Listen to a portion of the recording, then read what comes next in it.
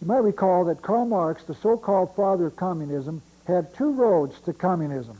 Number one, he had what he called the violent and the nonviolent approaches. There are two ways to get to communism, either violently or nonviolently.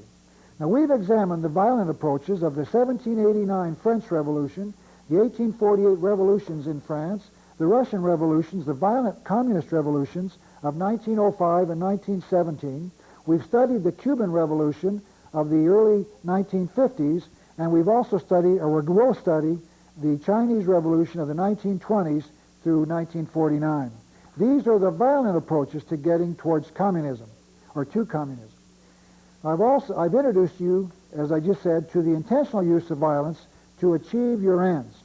I believe that some of the members of this conspiracy join secret societies where they take binding oaths to commit violence if that will lead them to their goal. I believe that George Orwell gave us an example of just such an oath in his book entitled 1984. He has one of his characters initiated into a secret society that Orwell called the Brotherhood. George Orwell wrote a book, 1984, there's a copy of it, and in that book he has a brotherhood, a secret society called the Brotherhood. In this initiation ceremony, when you join this secret society in this book, the initiate to the Brotherhood takes this oath, number 2. The initiate is asked, are you prepared to give your life, to commit murder, to commit acts of sabotage, which may cause the death of hundreds of innocent people, to betray your country to foreign powers, to cheat, to forge, to blackmail, to corrupt the minds of children, to distribute habit-forming drugs, to encourage prostitution, to disseminate venereal diseases, to do anything which is likely to cause demoralization and weaken the power of the people? Are you prepared to commit suicide if and when we order you to do so? Notice that not all of those activities that the initiate obligates himself to commit, if the activity furthers his goals, are violent. In other words, some of them are passive, and some of them are passive in that the member can commit himself to. But notice, in each case, the person or nation who is acted upon will be the recipient of activities that they do not want. In 1984, the Frenchman Alexis de Tocqueville came to America to discover why America seemed to be so prosperous. He wrote this in this little book, Democracy in America by Alexis de Tocqueville. This is volume number 5, or volume number 1, I think, of several volumes. But we're going to talk about this, and he wrote this in 1933. Number 3, I sought for the greatness and genius of America in her fertile fields and boundless forests. It was not there. I sought for it in her free schools and her institutions of learning. It was not there. I sought for it in her matchless Constitution and democratic Congress. It was not there. Not until I went to the churches of America and found them aflame for righteousness did I understand the greatness and genius of America. America is great because America is good. When America ceases to be good, America will cease to be great. So any attempt to impose the New World Order upon a religious people in the United States would fail, obviously, because America would not tolerate it. A good America would not tolerate it. So any conspiracy would have to weaken religion in America. And a giant step towards that goal was taken on December the 2nd, 1908, when the Federal Council of Churches was created. The council was started by two men, Walter Rauschenbusch and Harry Ward. Mr. Rauschenbusch set the tone of the new organization when he said this, number 4, if ever socialism is to succeed, it cannot succeed in an irreligious country. It must start in the churches. The other founder, Harry F. Ward, was called, quote, the Red Dean of the Communist Party in the religious field before the House Committee on Un-American Activities a few years ago. Mr. Ward became a teacher at the Union Theological Seminary, where he was to remain for 25 years. Some began to understand the objectives of the council and spoke out on the organization. Dr. Ward was identified under oath as a member of the Communist Party by Manning Johnson, a member of the National Committee of the Communist Party of America, its highest governing body. Remember Manning Johnson. We're going to come back to him later in this series.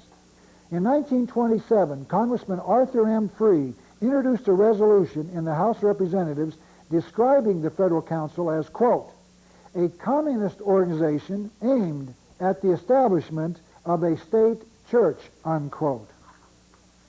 It is interesting to find out where some of the money for the Federal Council came from. This is John D. Rockefeller, Jr., the son of John D. Rockefeller, obviously the senior. And John D. Jr. had from 1926 to 1929 contributed over $137,000 to the Federal Council of Churches, a sum equal to about 10% of its total annual income from all sources. On September the 10th, 1935, a report on the council was issued by the Office of Naval Intelligence. It said that the FCC, the Federal Council, was giving, quote, aid and comfort to the communist movement and party, unquote. According to a former communist named Albert Bassart, V as in Victor, A-S-S-A-R-T, Moscow sent out an order to have, quote, carefully selected communist youth enter the seminaries and become priests, unquote. The Federal Council of Churches realized the simple truth. Priests do not become communists. Communists become priests. The Federal Council of Churches issued a report in 1942 calling for, number 5, a world government, an international control of all armies and navies, a universal system of money, and, guess what, an international bank. Isn't that interesting? It sounds to me like the Federal Council of Churches had read the program. They were doing what they were supposed to do. On November the 29th, 1950, the council changed its name to the National Council of the Churches of Christ. Its bulletin said that, quote, all of the work of the Federal Council will continue, unquote. They just changed their name. Their purposes were still the same. In its issue of July the 15th, 1968, called Approach Magazine, a publication of the National Council of Churches, they interviewed Gus Hall, the General Secretary of the Communist Party of the United States. Mr. Hall declared that communism and the church share so many goals that 6, they ought to exist for one another. Hall cited current communist goals for America as being almost identical to those espoused by the liberal church. We can, he said, we should, he said, work together for the same things, unquote. Now, the Council of Churches has some very interesting members. In 1972, the Church of Satan, led by the high priest, that's what he calls himself, Anton LaVey, here's a picture of him, in San Francisco, became a member of the National Councils of Churches. National Council of Churches. So you don't have to be a Christian or be in a Christian church to be a member of the National Council of Churches. The Church of Satan can qualify. Isn't that interesting? Another church organization actively supporting communist activities is the World Council of Churches. It was formed on August the 23rd, 1948 in Amsterdam, Holland. The basic philosophy of the World Council of Churches was expressed by Emilio Castro, head of the Council's Commission on World Mission and Evangelism. Emilio Castro said, number 7, the philosophical basis of capitalism is evil, totally contrary to the gospel. Isn't that interesting? So the purpose of this organization is to attack capitalism and support, guess what, communism. Let me give you a few examples that illustrate that point. In 1975, the Secretary of the World Council, Philip Potter, said that he, quote, may sometimes be more radical than most Marxists, unquote. In November of 1975, the Prime Minister of Jamaica, Michael Manley, told the Fifth Assembly of the World Council of Churches that Christianity must help, number 8. Christianity must help destroy the capitalist system and create a new world economic order. The article that appeared in the Oregon Journal, where I got that from, said that his speech, quote, received prolonged applause, unquote. The World Council of Churches has a program to combat racism called the PCR. Number 9. Since 1970, the PCR, the Program to Combat Racism, has given over $5 million to more than 130 organizations that are ostensibly fighting racism in some 30 countries, but nearly half of that money has gone to guerrillas seeking the violent overthrow of white regimes in southern Africa. Two of the groups that have received money from the World Council are the organization called SWAPO, the Southwest Africa People's Organization in communist Angola. And the second one is called the African National Congress, or the ANC. Both are communist terrorist organizations. We're going to discuss the ANC a little later to show you more about that organization. It has been documented that, number 10, not 1 cent of PCR money goes to dissident groups in the Soviet Union. Now, this is Abraham Schiffer, a former Russian who emigrated to Israel. He's Jewish. And Mr. Schifrin has documented the fact that there are, number 11, over 5 million Russians in over 3,000 forced labor concentration camps in Russia today. Mr. Schifrin has documented the location of these camps in this little book called The First Guidebook to Prisons and Concentration Camps of the Soviet Union by Abraham Schifrin. Here we see the bars and the hammer and sickle. Mr. Schifrin says there are 5 million Russians in over 3,000 forced concentration camps. In his book, Mr. Schifrin shows the actual locations of these camps in Russia by region. Number 1, this is a map that Mr. Schifrin has prepared showing the locations of each of these 3,000 concentration camps. Each dot is a camp. Notice that they are scattered all over Russia. Mr. Schifrin goes on to say, number 12, the largest group in these concentration camps is made up of faithful Christians, unquote. Now here is a country that is actually persecuting Christians for no other reason than they want to worship God in a state that says there is no God.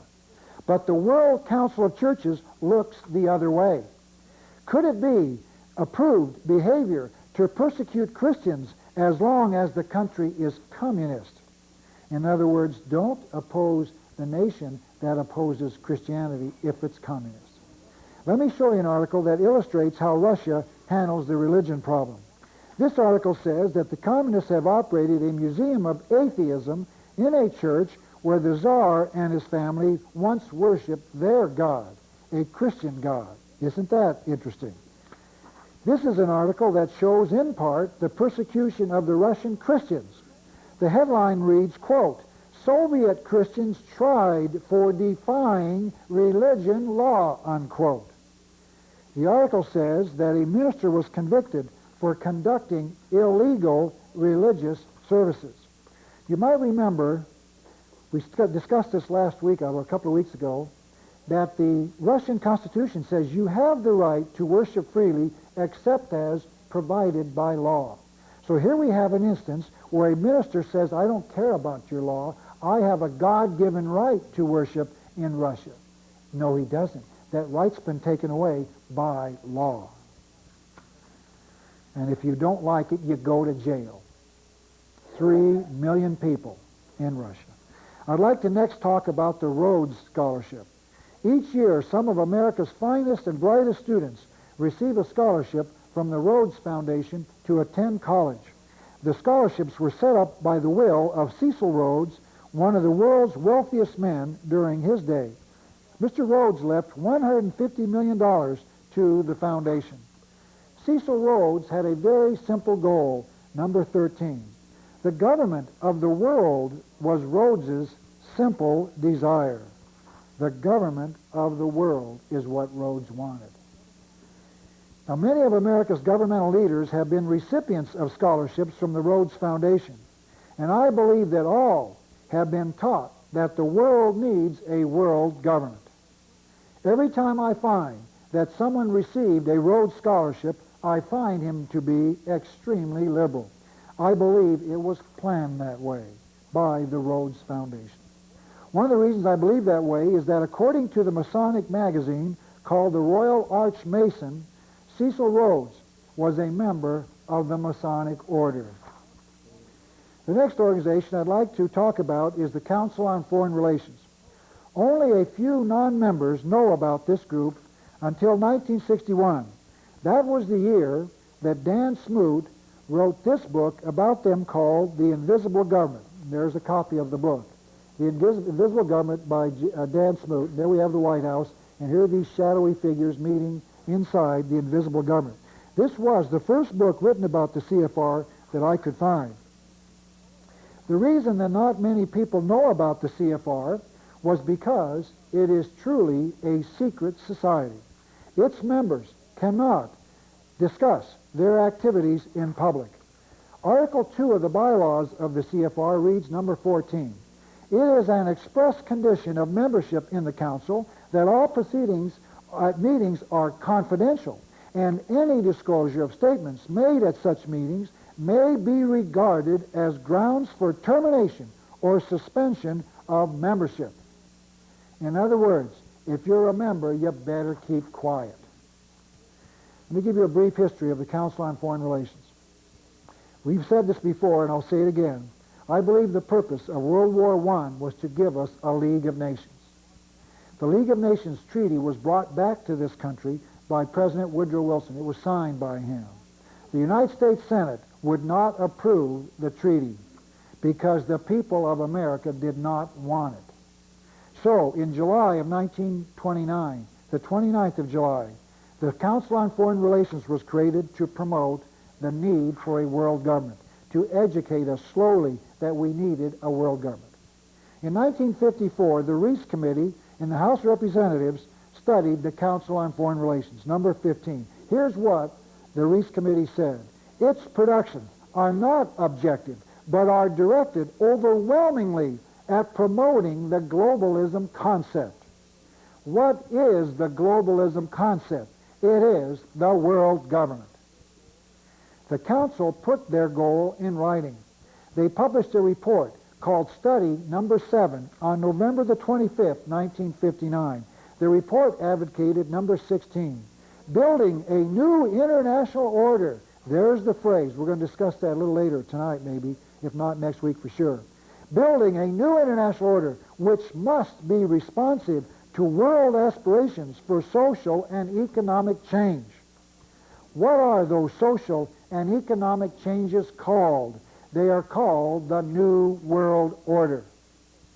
Another writer wrote number 17, the main efforts of key CFR members have been directed towards socializing America's economy and largely through the use of American foreign aid, the economies of other nations. And a simultaneous effort has been made to transfer the loyalties of the American people from the United States to the United Nations. Now, why should we be concerned about this call for a world government? As I see it, the question is who is going to lead or control that world government? Joseph Stalin, the Russian communist dictator during the prior to and during World War II, spoke in favor of his running the world government. Here's what Mr. Stalin said. I'm in favor of number 18, the union of nations within a single world economic system, which is the material basis for the victory of world socialism.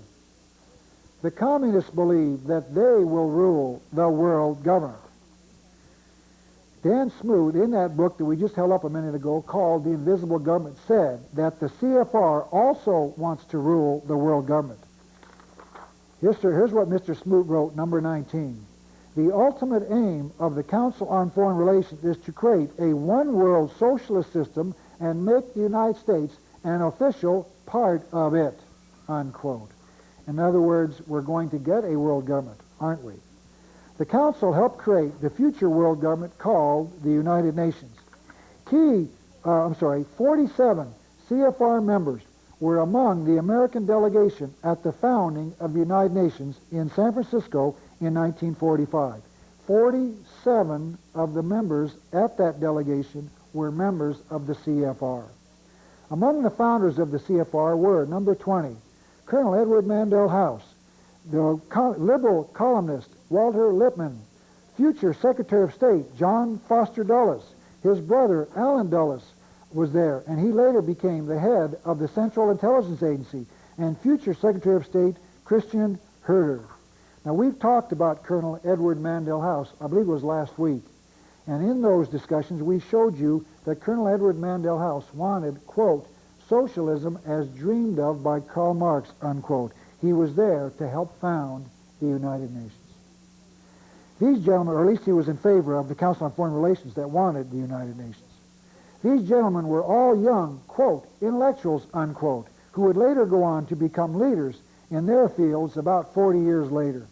Some of those who gave contributions to the Council on Foreign Relations were the wealthy banker J.P. Morgan, the wealthy industrialist John D. Rockefeller Sr., the wealthy industrialist and presidential advisor Bernard Baruch, the Federal Reserve Chairman Paul Warburg, and international bankers Otto Kahn and Jacob Schiff.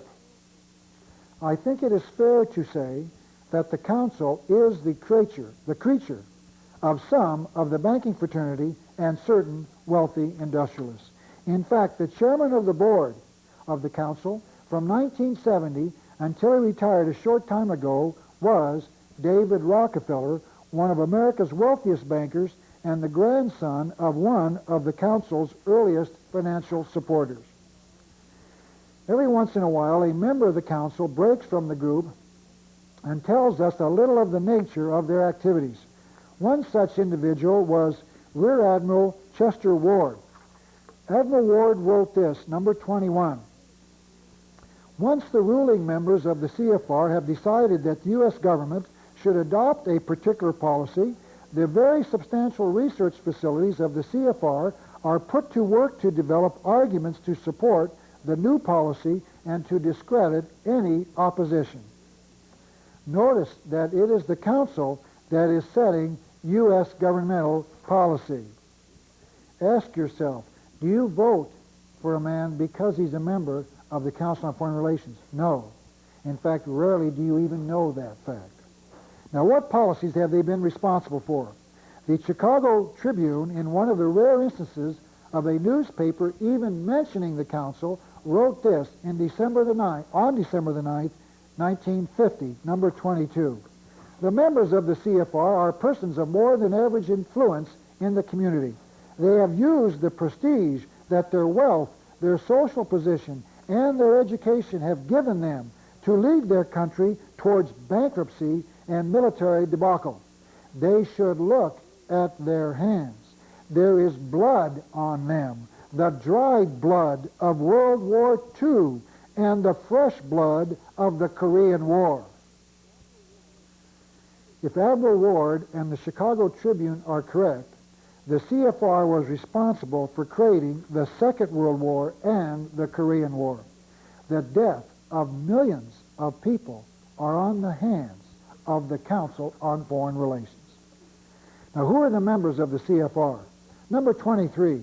Its roster contains names distinguished in the field of diplomacy, government, business, finance, science, labor, journalism, law, and education. As of June 1985, there were 2,376 members of the Council on Foreign Relations. To show you just how influential the CFR has been, let me show you a little about its influence in our government. Number 24. 12 of the last 18 secretaries of the Treasury have been members of the CFR. 12 of the last 16 secretaries of state have been members of the CFR. 9 of the last 15 secretaries of defense have been members of the CFR. 7 of the last 11 heads of the Central Intelligence Agency have been members. 6 of the last 7 commanders at West Point have been members. All Supreme Allied commanders in Europe have been members, and all 13 U.S. ambassadors to NATO have been members of the Council on Foreign Relations. Pretty significant, isn't it? But more importantly, the members of the CFR get appointed to the chairmanship of the Private Reserve. This is Paul Volcker, and he was the chairman of the Private Reserve from 1979 until 1987. He is a member of the Council on Foreign Relations. The current chairman is Alan Greenspan. Alan Greenspan is the president or chairman of the Private Reserve, and he also is a member of the Council on Foreign Relations. Number 25. In fact, 5 of the last 9 Private Reserve chairmen were CFR members before assuming the post, and 3 others became members after being appointed. That means that 8 of the last 9 Private Reserve chairmen have been members of the CFR. You have to go back to the period of 1934 to 1948 to find a non-member. Among the current or past members are, and we're going to break them down by group. From the media, I bring you the following members of the CFR: Rune Arledge, Steve Bell, David Brinkley, John Chancellor, Marvin Kalb, Bill Moyers, Dan Rather, Diane Sawyer, and Barbara Walters. From politics, Bruce Babbitt, Howard Baker, Mayor Tom Bradley, Senator Bill Bradley, Vice President George Bush, Zbigniew Brzezinski, Frank Carlucci, former President Jimmy Carter, Mario Cuomo, former President Gerald Ford, Alexander Haig, Henry Kissinger, George McGovern, Walter Mondale, Edward Muskie, George Shultz, Lowell Weicker, and Caspar Weinberger. And from the world of so-called conservatives, both of these 2 men are members of the Council on Foreign Relations. The so-called conservative William F. Buckley Jr. and the columnist George F. Will, members of the Council on Foreign Relations. And from world finance, David Rockefeller. Nearly every one of these individuals is a household name, and each is or was a member of the CFR. Let me give you an example of how the Council affects foreign policy. When the Senate voted to pay the government of Panama to take the Panama Canal off of our hands, 14 of the 15 senators who were members of the CFR voted in favor of the giveaway. That means to me that the CFR wanted America to get rid of the canal and to pay Panama to take it off our hands. Next, I'd like to show you how the CFR controls the politics, the world of politics. Dr. Carroll Quigley, and we've talked about him in the past, was a professor of history at Georgetown University.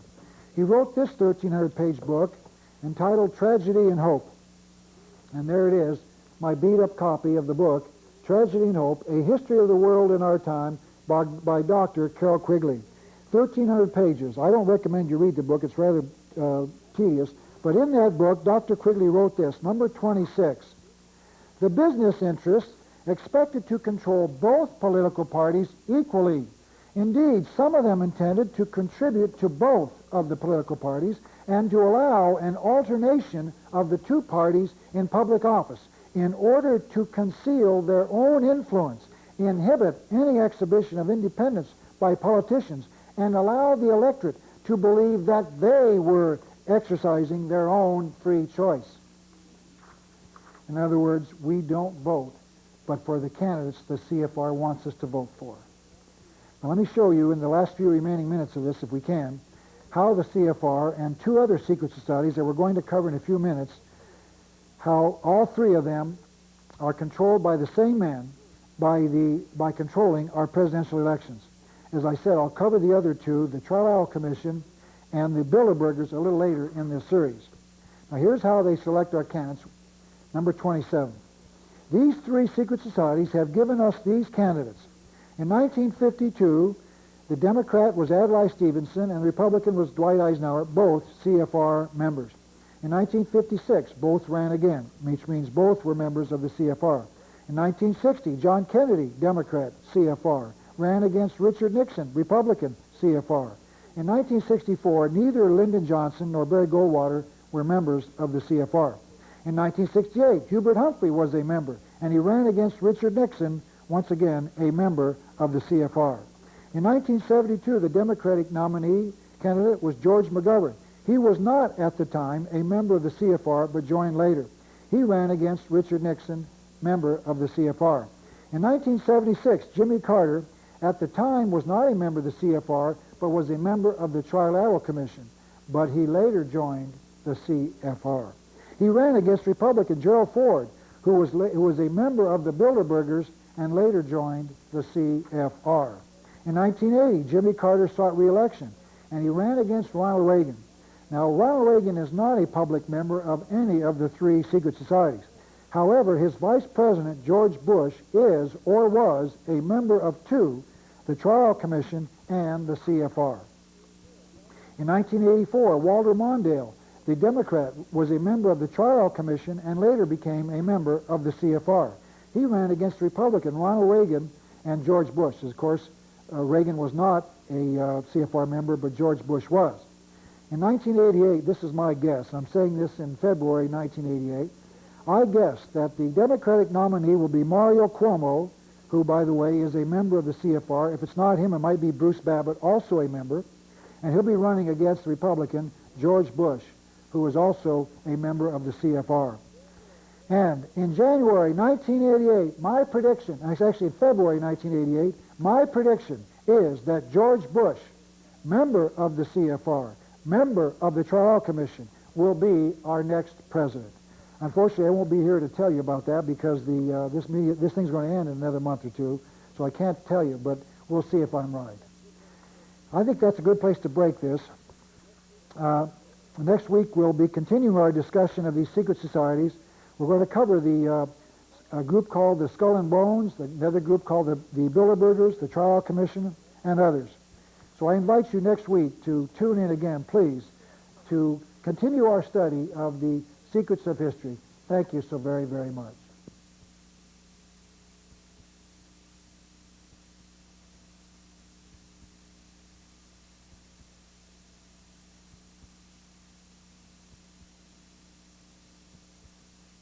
Historian Ralph Epperson that wars, revolutions, and depressions are planned years in advance, and that those who have been involved in the planning of these events have been ensuring that their involvement has been removed from recorded history. It will be Ralph Epperson's purpose to discuss the major events of the past and to remove the veil that has been utilized to cover up the secrets of history.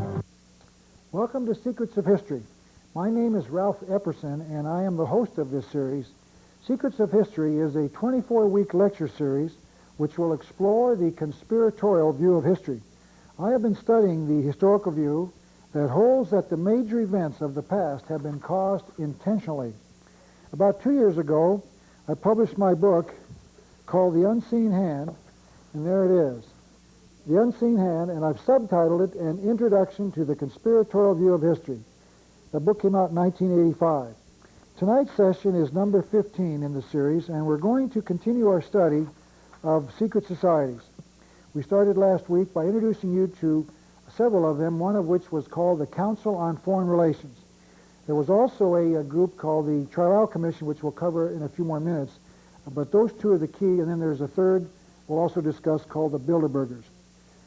Let's go back now to 1980 and the election. Last week we showed you the elections of going back to about 1952 to show you that many of the candidates in both Republican and Democratic parties have been members of the Council on Foreign Relations. In 1980, Jimmy Carter ran for the presidency as a Democrat. And I want to show you some very interesting things about Jimmy Carter. To show that he understood the new program of those who asked him to run, Jimmy Carter told the American people in 1980, quote, "Our policies should be aimed at building a just and peaceful world order," unquote. Now, where have we heard that phrase before? It is the key phrase that these people are going to use, and we're going to cover that in more detail in a few minutes. The Council on Foreign Relations makes presidents out of governors. Jimmy Carter is a member of the Council on Foreign Relations. To show you the influence of these three secret societies, I'd like to contrast them against the Boy Scouts of America. Over 70 million Boy Scouts have passed through, 70 million boys have passed through the organization, and there have been probably hundreds of thousands of Eagle Scouts. Yet as far as I know, only one Eagle Scout, Gerald Ford, ever became President of the United States. Yet almost all of our presidential candidates, at least the nominees of both parties, have been members of the Council on Foreign Relations. And yet the CFR is minuscule compared to the Boy Scouts. You might remember this report that we held up several weeks ago called the American Economic System. There it is, kind of a beat-up copy. It came out during the bicentennial. The American Economic System and your part in it, and there's the lovely multicolored ribbon. And in that pamphlet, printed by our taxpayers' money during the bicentennial, they said this on page 2, quote, "The communism describes a socialist economy ruled by a single political party." Let me repeat that. Communism describes a socialist economy ruled by a single political party, unquote. America has a fascist economy ruled by a single political party, those who control the three secret societies that control America's presidential candidates. Once the candidate controlled by these secret societies is elected, the candidate appoints other members of the CFR, the Trilateral Commission, and the Bilderbergers to his cabinet. For instance, there were 284 CFR members in the Carter administration, and President Jimmy Carter appointed 19 members of the Trilateral Commission to key positions inside his cabinet. And President Ronald Reagan has 257 members of the CFR serving in his administration. Number 29. Let's show you just how important these organizations are. There are 4 key posts within any administration, Democratic or Republican, which almost always go to Rockefeller lieutenants. They are those of the National Security Advisor, Secretary of State, Secretary of Defense, and Secretary of the Treasury.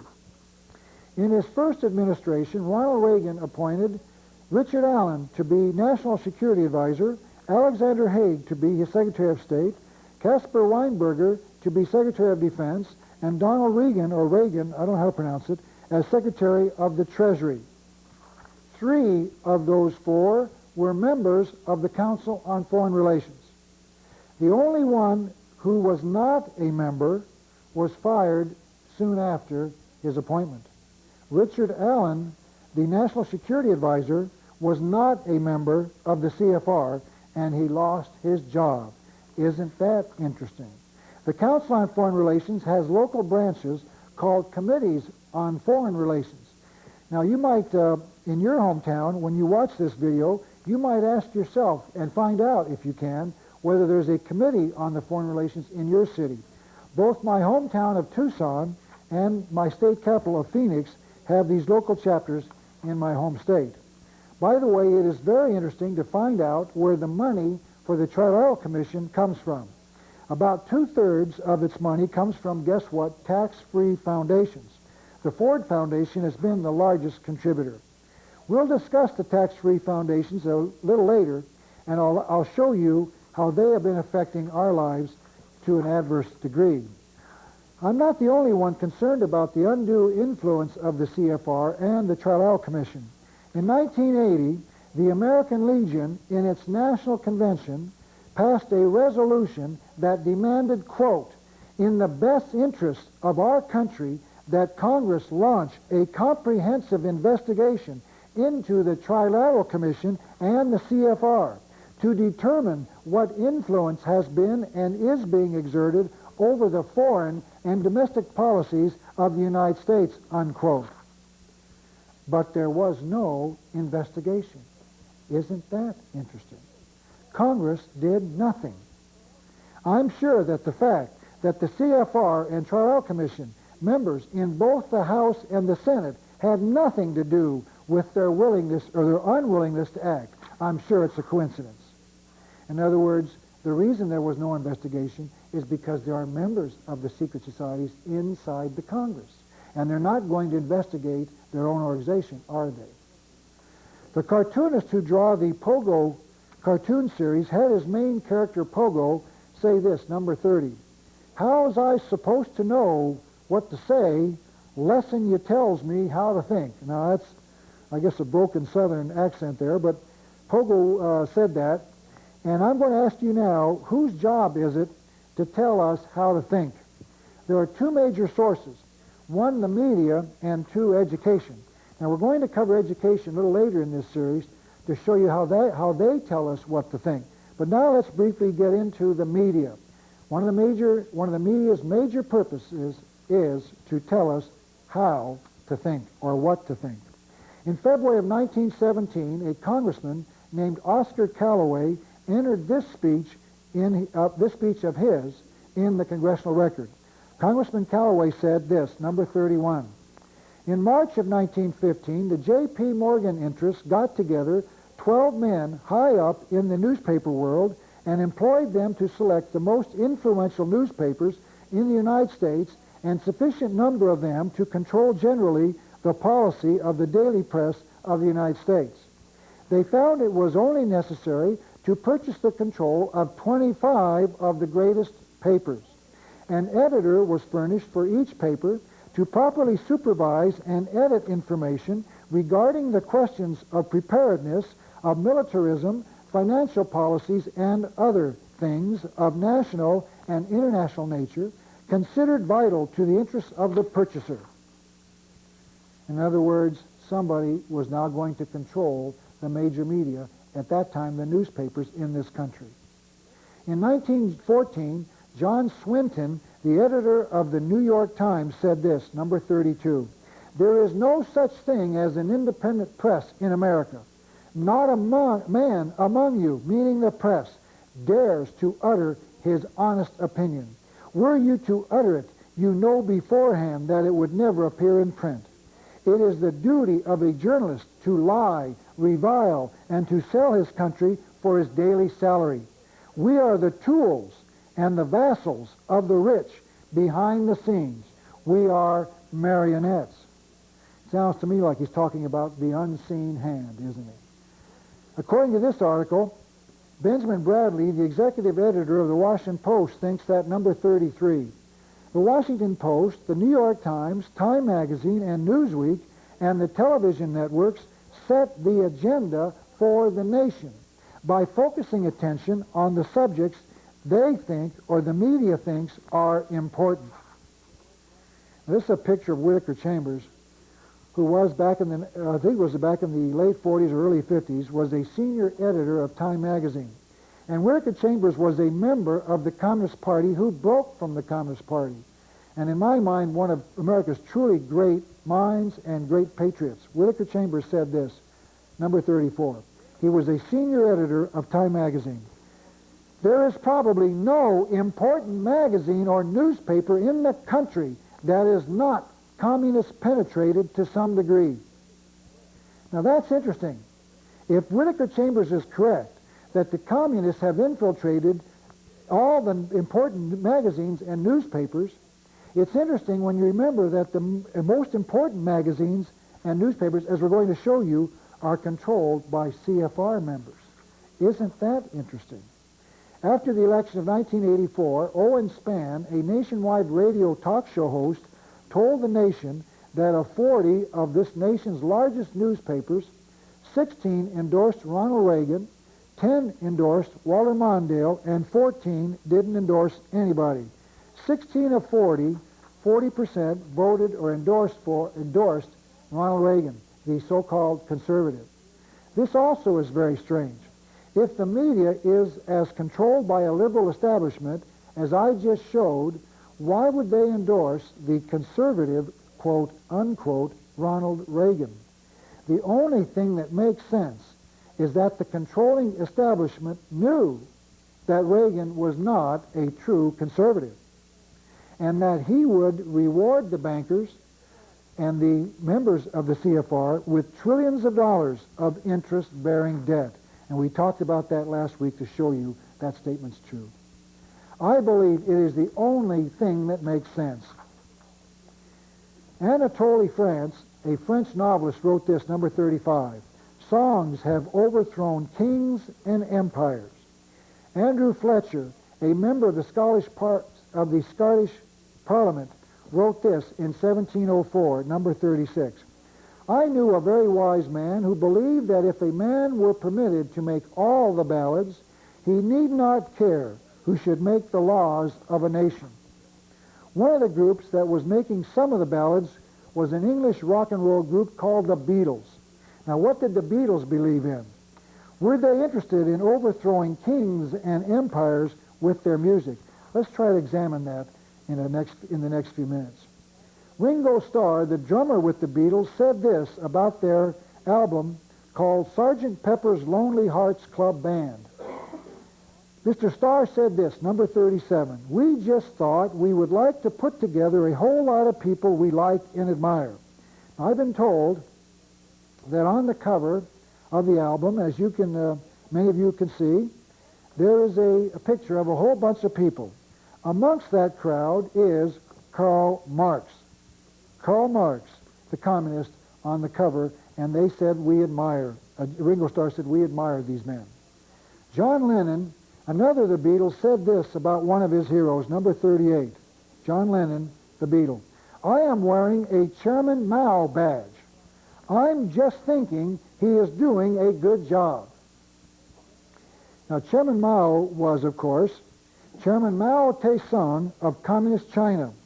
Chairman Mao killed between 32 and 64 million people in the Chinese Communist Revolution. And John Lennon says, "I just think he's doing a good job." Ann Landers, the advice columnist, said this in October 1979.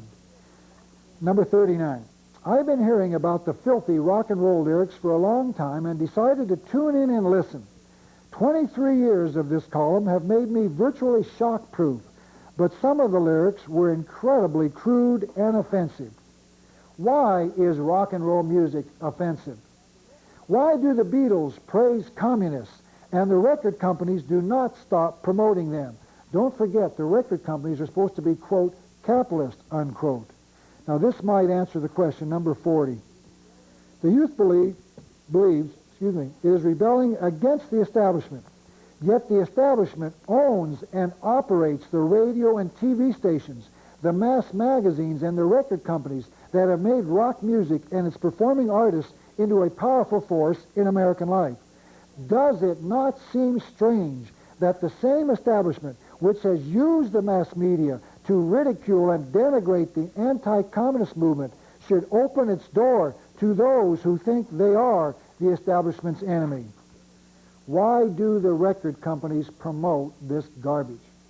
Let's examine what the record companies do promote. Timothy Leary was an advocate of the use of recreational drugs. He said in the Berkeley Gazette on February the 1st, 1969, number 41, "The person who says rock and roll music encourages kids to take drugs is absolutely right. It's part of our plot. Drugs are the most efficient way to revolution," unquote. Now, we just talked briefly about John Lennon. Let's go back to John Lennon.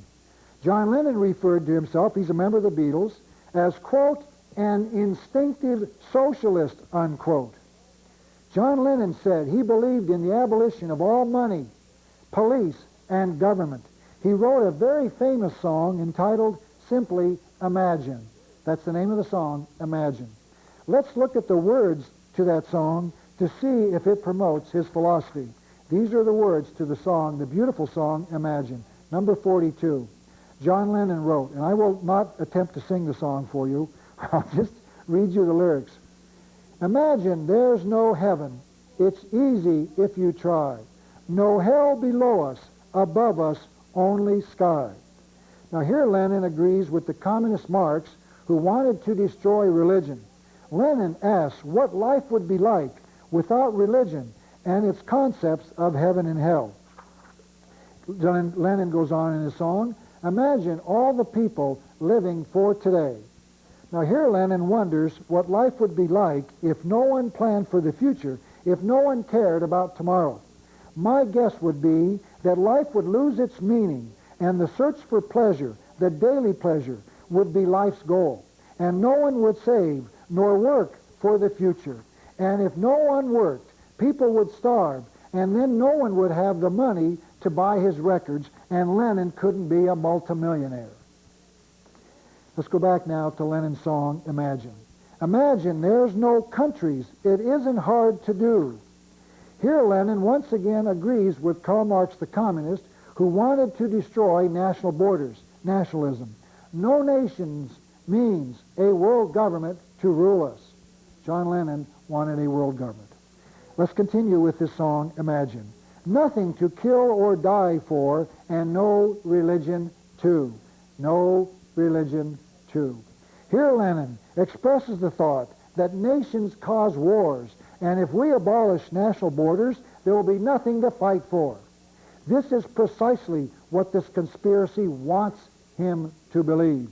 That is why they actually created, in my opinion, 2 world wars, to convince the people of the world that nations cause wars, and if we abolish national borders, we would eliminate war.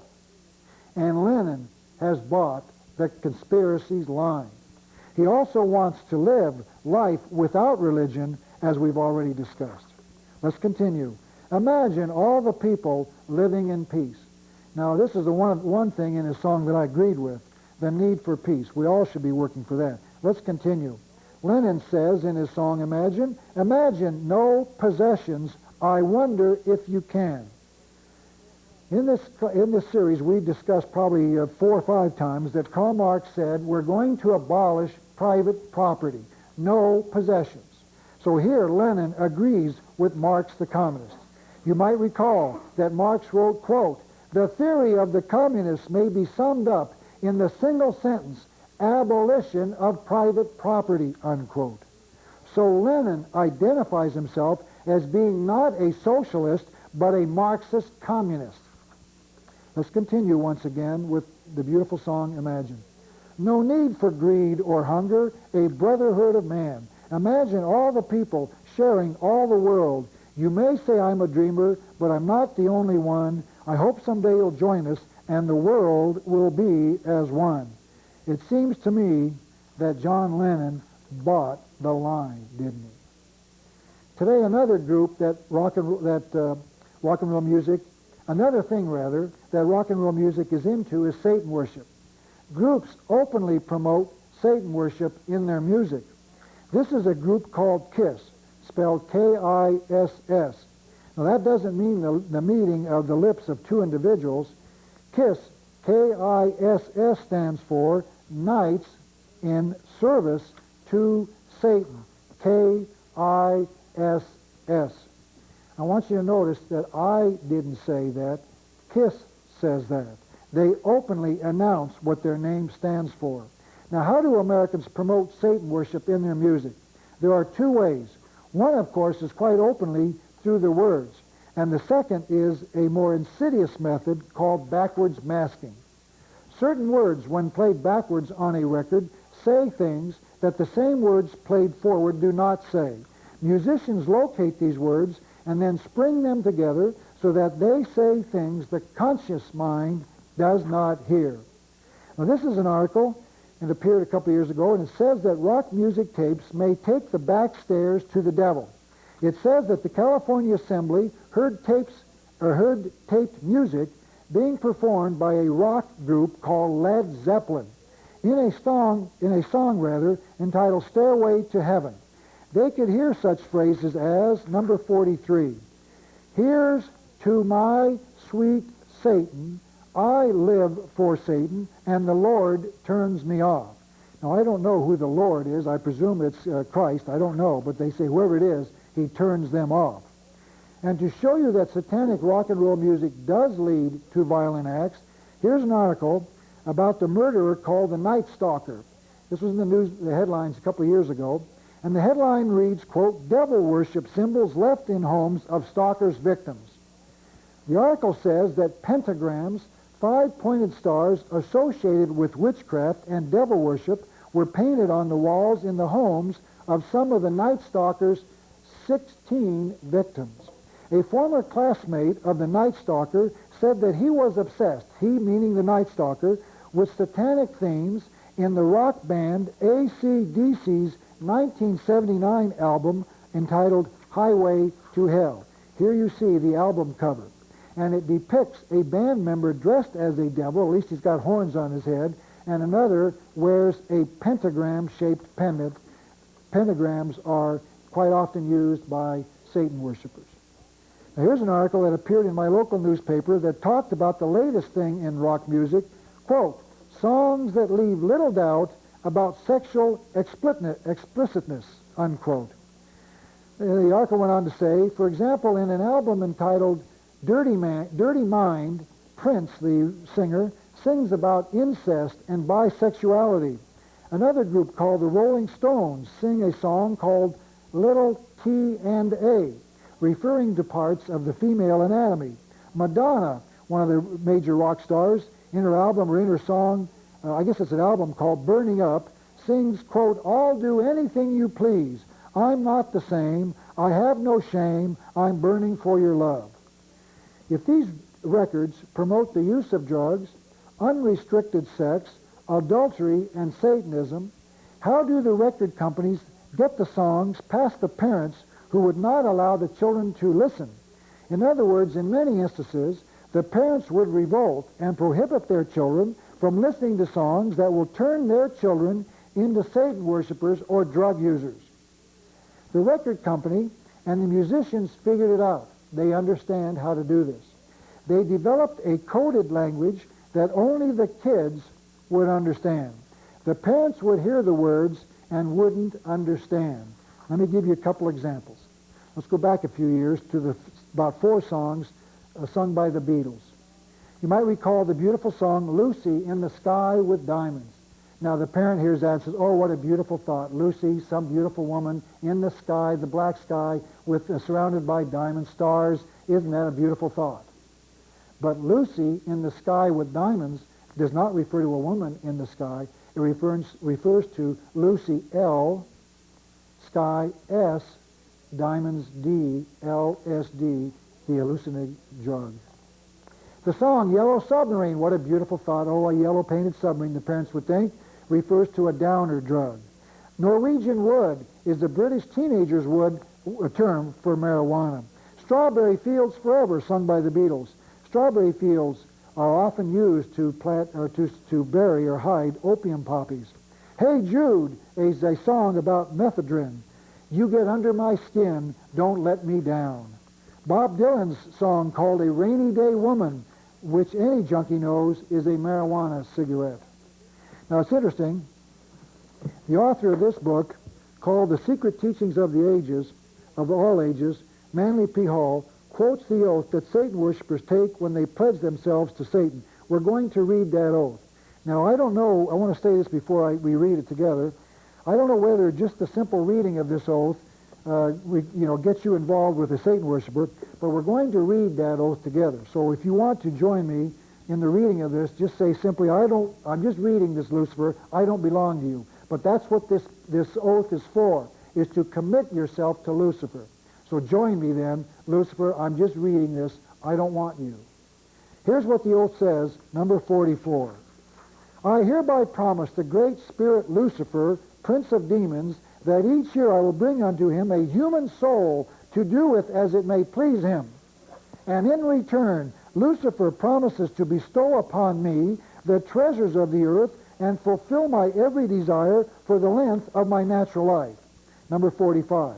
If I, the initiate to Lucifer, failed to bring him each year the offering specified above, this human soul for sacrifice, then my own soul shall be forfeit to him.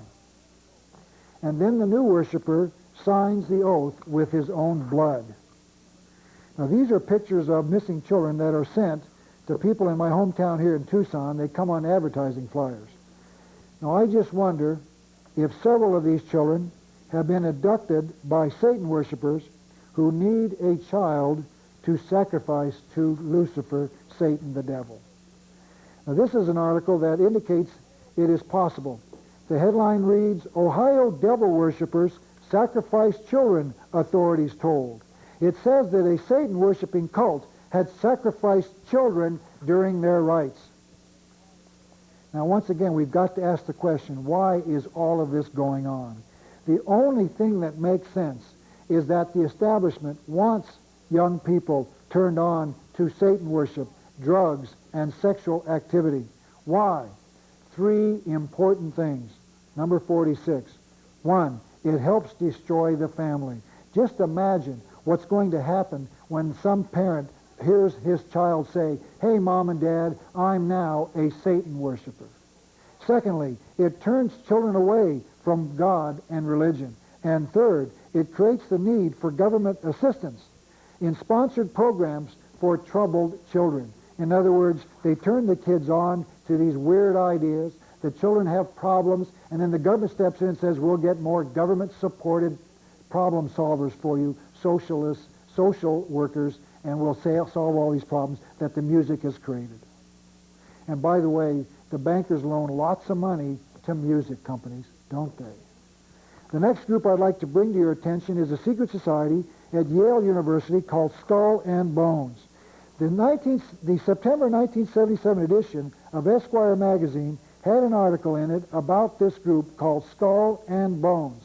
The author called them, number 47, the most influential secret society in the nation. He says, the author continued, "I do seem to have come across definite, if skeletal links, between the origins of Bones rituals and those of the notorious Bavarian Illuminists." The author says the Skull and Bones Society is connected to the Illuminati. If he is right, the Skull and Bones is the grandson of the grandfather Illuminati created in 1776. We've talked about them in the past. The Illuminati out to create a new world order. That story could be true. Remember that Weishaupt wrote this, quote, "The great strength of our order lies in its concealment. Let it never appear in any place in its own name, but always covered by another name," unquote. So it is quite conceivable that Skull and Bones could be the Illuminati covered by another name. Another author has studied the Skull and Bones, and he is Dr. Anthony Sutton. And he is one of the few researchers ever to look into the order of Skull and Bones. Dr. Sutton has discovered that the Yale Society is known as Chapter 322 of an unnamed secret society from Germany. Skull and Bones is open to only 15 male seniors a year. Only 15 juniors are invited into the society prior to their senior year. Dr. Sutton discovered that they were founded in 1833, only 57 years after the Illuminati was formed. So it is possible that one gave birth to the other. Sutton also connected the order with the German society. Skull and Bones is a chapter of a similar organization in a German university. It is a branch of a foreign secret society. If these authors are right, the Skull and Bones is connected to the Illuminati. Sutton identified their purpose, number 49. The activities of the order are directed towards changing our society and the world to bring about, guess what, a new world order. This will be a planned order with heavily restricted individual freedom. Dr. Sutton put his research into this book entitled America's Secret Establishment, Skull and Bones, chapter number 322, Anthony Sutton, and there's the copy of the book.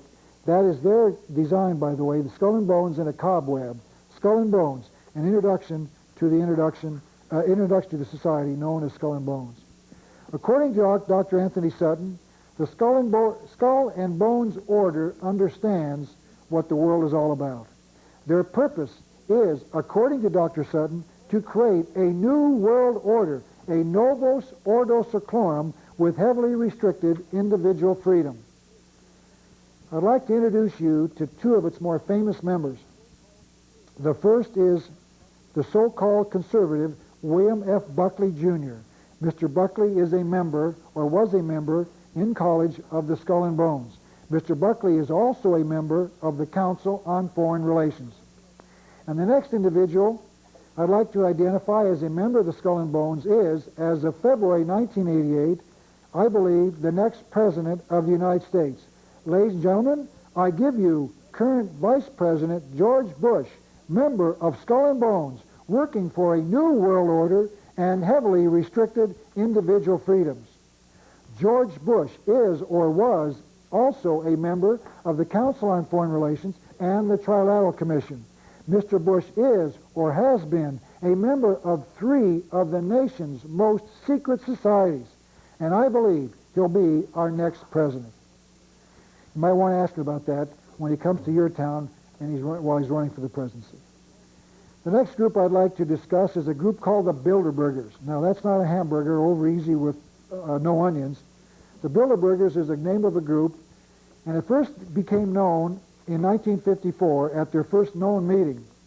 And they were named after their first location, or the first meeting place, in the Bilderberg Hotel in Oosterbeek, Holland.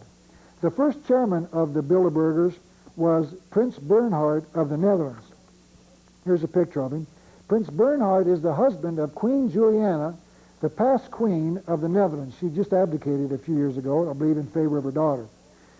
Queen Juliana owns 5% of the worldwide corporation called Royal Dutch Shell, which several years ago was worth an estimated $425 million. She also owns stock in Exxon, and her total worth is said to be over $2 billion. Very wealthy and influential people. In 1966, at the Bilderberg meeting, these were some of their participants. Number 50. This is interesting. In other words, these are some of the people who went to the Bilderberg meeting in 1966. Henry Kissinger of the United States, Gerald Ford of the United States, Schmidt of West Germany, Römer of Italy, Palme of Sweden, Bijschuvel of the Netherlands, and in 1968, Giscard d'Estaing of France went. Now, it's interesting that in 1966 and 1968, none of these people were either the leaders or the key advisors to anyone around the world. Yet by 1974, each of these people was either a head of a government or the key advisor in that government. It appears that the Bilderbergers make kings out of paupers. Gerald Ford is really interesting. He ran for the Congress for the first time in 1948. In 1952, Prince Bernhard, the head of the Bilderbergers, came to his home district to campaign for him. Prince Bernhard of the Netherlands came to Michigan to campaign for Gerald Ford. Mr. Ford also attended at least 4 other Bilderberg meetings in 1962, 1964, 1965, and 1970. According to the Royal Arch Mason magazine, Gerald Ford is a member of the Masons. That's President Gerald Ford on the left in that picture. Amongst the participants at the 1971 Bilderberg meeting were Prince Bernhard, Henry Kissinger, Baron Edmund de Rothschild of the Rothschild family, George Ball, Cyrus Vance, David Rockefeller, and Robert Anderson, president of Atlantic Richfield, ARCO. At the 1975 Bilderberg meeting were Prince Bernhard, the Irish foreign minister, the British Chancellor of the Exchequer, Robert McNamara of the World Bank, David Rockefeller, chairman of the CFR and president of Chase Manhattan Bank, Edmund de Rothschild, international banker, Margaret Thatcher, now the Prime Minister of England, Father Theodore Hesburgh, president of Notre Dame, and guess who? William F. Buckley, Jr. of the National Review magazine. I'd like to talk next about tax-free foundations. You might remember that the very wealthy wrote the graduated income tax laws here in America. The question then for the wealthy became how to protect their wealth from the graduated income tax that they themselves had written. They decided that the tax laws had to create tax-free foundations. When a tax-free foundation is established, the property given to it is a deductible contribution to charity. Upon the death of the donor, all the wealth in the foundation is immune to all inheritance and estate taxes. The fortune remains intact upon the death of the donor, and the foundation itself is exempt from all taxation in perpetuity. Number 51. In 1952, the 82nd Congress set up a select committee to investigate foundations. They were instructed to determine whether any of the foundations had been using their resources for un-American and subversive activities or for purposes not in the interests of the United States. Congressman B. Carroll Reese, a member of the committee, reported that number 52, the major foundations, by subsidizing collectivistic-minded educators, had financed a socialist trend in American government. The tax-free foundations built on the capitalistic system were financing socialism in America. Interesting, isn't it? Former communist official Maurice Malkin testified that number 53, in 1919, a Soviet agent ordered us to try to penetrate these organizations, meaning these tax-free foundations, if necessary, take control of them and their treasuries, that they should be able to finance the Communist Party propaganda in the United States. Now, before you run to your phone and say, I've got to call this wacko, that's not true. Let's examine a few examples of how they did exactly that. But the greatest bit of knowledge that came out of these hearings is this true story. Norman Dodd was the chief investigator for the committee, and he visited the Ford Foundation as part of his job. There he met with this man, H. Rowan Gaither, the president of the Ford Foundation. Mr. Gaither told Mr. Dodd, number 54, please listen to this quote. All of us here, meaning the Ford Foundation, all of us here at the Ford Foundation, at the policy-making level, have had experience with directives from the White House. We operate under those directives here. In other words, we're listening to the White House. They tell us what to do. Here's what we're going to do. We shall use our grant-making power so to alter our life in the United States that we can be comfortably merged with the Soviet Union. Did you grasp the enormity of that admission? Mr. Gaither said that the Ford Foundation was attempting to change the American lifestyle so that we in America could be merged with the Soviet Union. What does it mean to alter our lifestyle? It means he's going to bring about the New World Order. Let's repeat Mr. Gaither's quote number 54. We shall use our grant-making power so to alter our life in the United States that we can be comfortably merged with the Soviet Union. Now, I want to go to the blackboard to show you just what Mr. Gaither meant. Please bear with me for a minute. Let me use my drawing ability again. Here's the United States in relationship to the Soviet Union, let's presume. Economically, according to Mr. Gaither, we've got to reduce our standard of living so that we can be merged. Equality of income is their goal. So here's how they're going to do it. We've got to reduce our standard of living and increase theirs. So what they do is they constantly nibble at our standard of living through inflation, through cost of living increases, through the graduated income tax, so that our standard of living goes down. And then we continually send Russia aid and trade, foreign aid in the form of recent technology, wherever it needs, and Russia is slowly being built up by this conspiracy. Someday, when we reach this point where we can be comfortably merged, we will be merged into the Soviet Union. Now, let's see whether or not they've been successful. Has our standard of living been dropping in America? Well, this is an article that appeared in 1981, and it says that the United States is now the 8th ranking nation in terms of income per person. In other words, the system is working. They're destroying us economically so we can be merged with comfortably merged with the Soviet Union. We've got to reduce our standard of living so they can increase theirs. When I was in school, I learned America was the greatest nation, the most advanced technology, had the higher standard of living. That is no longer true. We're being reduced so we can be comfortably merged with the Soviet Union. In other words, it's working. Later on in this series, I'm going to show you how the American government has been intentionally improving Russia's standard of living by allowing some American businesses to sell Russia this nation's latest technology. Please stay tuned for that. So the government is lowering our standard of living and raising that of the Soviet Union so that we can be comfortably merged with the Soviet Union. Militarily, America has been reducing its military power. We're being told that Russia is increasing her military power. The purpose is so that we can be comfortably merged with the Soviet Union. Here's Norman Dodd, the researcher who met with Mr. Gaither, and he summarized his discoveries about foundations with this statement, number 55.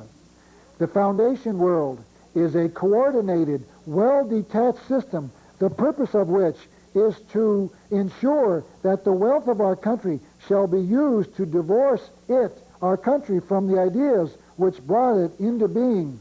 He went on, the foundations are the biggest single influence in collectivism. What is collectivism? It is communism, socialism, fascism. Where is America? Why is America going communist, socialist, and fascist? Because the foundations want it to go that way. In other words, the tax-free foundations have been financing this nation's advance into socialism. Gary Allen was, until his recent death, one of America's premier researchers into this conspiracy. Mr. Allen also included in his research a study of the foundations, including the Rockefeller Foundation. He said, Gary Allen said, he had been number 56, unable to find a single project in the history of the Rockefeller Foundations which promotes free enterprise, unquote. It seems strange that the Rockefeller Foundation, that got its wealth from the free enterprise system, would not want to promote that system with its research grants.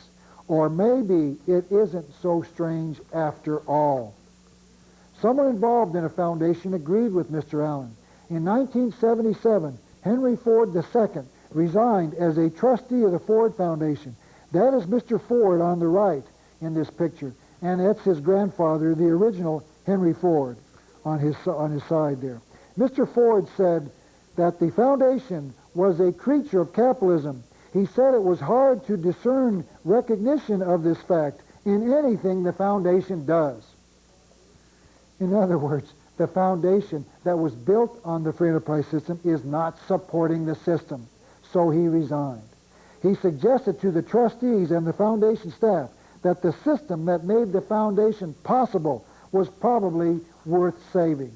In other words, the foundations are working to destroy the free enterprise system that made them possible. The next historical event I'd like to cover is the Chinese Communist Revolution from approximately 1923 to 1949. And to understand this revolution, we must understand an organization called the Institute of Pacific Relations. In 1951 and 1952, a committee of the Senate called the Senate Internal Security Subcommittee studied the IPR and concluded. The IPR has been considered by the conspiracy, by the American Communist Party, and by Soviet officials as an instrument of communist policy, propaganda, and military intelligence. The IPR wanted America to believe some communist propaganda, as we'll see in a few minutes. Number 59. American schools bought thousands or millions of copies of IPR-prepared textbooks. The U.S. government distributed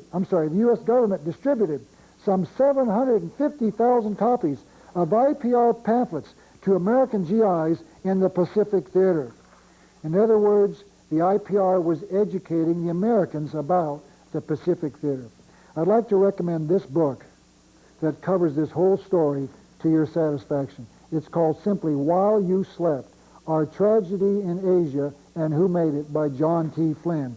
He documents the role of the IPR, the Institute of Pacific Relations, in assisting China and other countries to go communist. Now let's talk about how China went communist. To see that, you have to start your study in 1923. Dr. Sun Yat-sen, China's ruler at that time, became enchanted with the idea of communism for the whole of China. He began relations with the Russian communists and accepted their advice. One book that I read said that Sun Yat-sen was, quote, an admirer of Lenin and a devotee of Marx, unquote. Sun Yat-sen sent his heir apparent, Chiang Kai-shek, to Moscow to learn the merits of communism. Chiang wrote later about his visit to Russia. Number one, Chiang Kai-shek wrote, "I became more convinced than ever that Soviet political institutions were instruments of tyranny and terror." Chiang Kai-shek figured it out. Remember that. We're going to see what happened to Chiang Kai-shek after he figured that out. Someone sent Sun Yat-sen a book by an ex-socialist who broke from the Socialist Party after discovering the truth that it was a fraud. Sun Yat-sen read this book and repudiated the philosophies of communism and socialism. Sun Yat-sen ruled for 2 more years before he died in 1925. Chiang Kai-shek became the ruler of China. Chiang met Mei Lin Sun, the daughter of a Christian missionary, and became a Christian in 1927. I'm sure that it is just an incredible coincidence that the Chinese communists started the revolution in 1927. In other words, 2 things happened. Chiang Kai-shek discovered that socialism and communism would not work, and he became a Christian and wanted to do the very best for his people. The Chinese communists were led by Chou Enlai and Mao Tse-tung. That's Chou on the left and, of course, Mao on the right. In 1931, Chiang Kai-shek called a People's Convention of delegates chosen by the various associations in China. This convention adopted a provisional constitution, which was a program for bringing China into the 20th century. Dr. Arthur Young was the financial advisor to the Chinese government from 1929 to 1946. He wrote this, number 2. The nationalist government meaning of Chiang Kai-shek, sent out on a program of financial rehabilitation. They succeeded in stabilizing the currency. The government had a large degree of financial stability by 1937. In other words, Chiang Kai-shek got control of inflation. And because of that, a middle class started developing in China. Professor John Fairbanks, certainly no supporter of Chiang Kai-shek, admitted this, number 3. The government in the decade from 1927 to 1937 was the most efficient, the most modern and effective that China has known. In 1937, Japan attacked China and overran the principal cities of China, and this reduced China's ability to receive revenue, taxation, to pay for the costs of the war. Chiang had to turn to printed money, and to do that, to pay for the war. So Chiang had to contend with a 2-front war, Japan on one side and the communists on the other. After Pearl Harbor in 1941, Chiang sent President Franklin Roosevelt this telegram, number 4. To our new common battle, we offer all we are and all we have to stand with you until the Pacific is freed from the curse of brute force. In other words, the Japanese had attacked both America and China, and Chiang was saying, we're going to stand with you until we eliminate this force in the Pacific. Chiang borrowed $250 million in gold from the U.S. to stabilize his money. The man responsible in delivering the gold was Assistant Secretary of the Treasury, Harry Dexter White. And here you see him. Harry Dexter White was later identified as a member of the Communist Party by Elizabeth Bentley, a former communist who broke from the Communist Party. Mr. White was also a member of the secret society called the Council on Foreign Relations.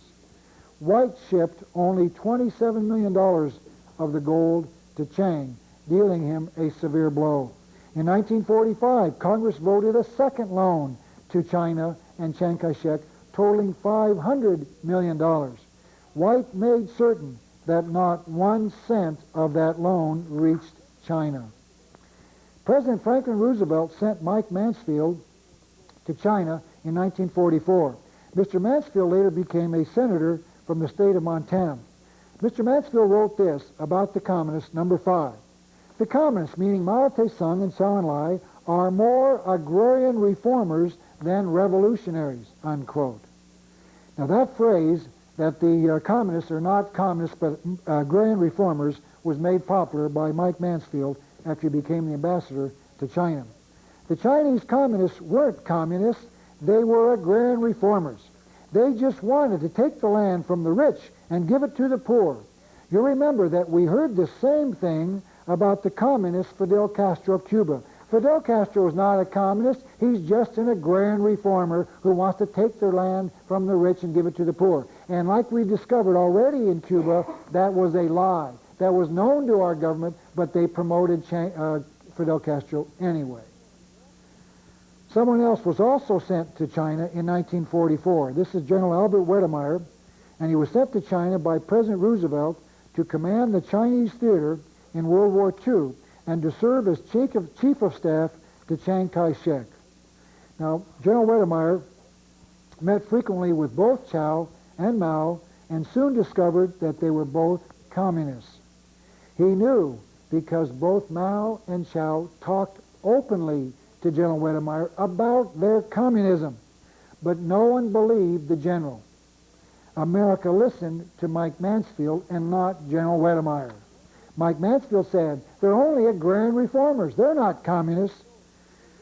Just like those who listened to those who said Castro was not a communist before he openly admitted that he was. General Wedemeyer put his thoughts together in a book entitled Wedemeyer Reports. It is subtitled, An Objective, Dispassionate Examination of World War II Post-War Policies and Grand Strategies. In 1946, the Secretary of State was General George Marshall, a member of the Council on Foreign Relations and a member of the Masonic Order. Secretary Marshall put an embargo on the shipment of arms to Chiang from the United States. Number 6, he wrote, as Chief of Staff, I armed 39 anti-communist divisions. Now, with the stroke of a pen, I disarm them. What Marshall was referring to was an agreement between Chiang and President Roosevelt to equip and train 90 Chinese anti-communist divisions. They made this agreement at Cairo, Egypt in November of 1943. This is a picture of that meeting. That is Chiang seated to the left. President Roosevelt